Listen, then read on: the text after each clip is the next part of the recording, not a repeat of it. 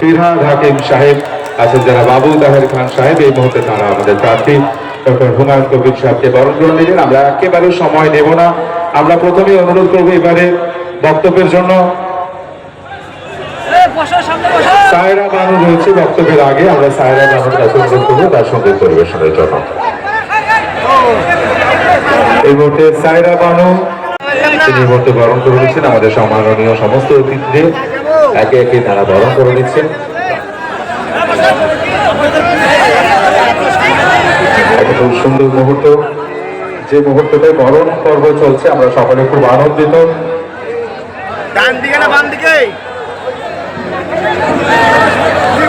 আমাদের সকলকে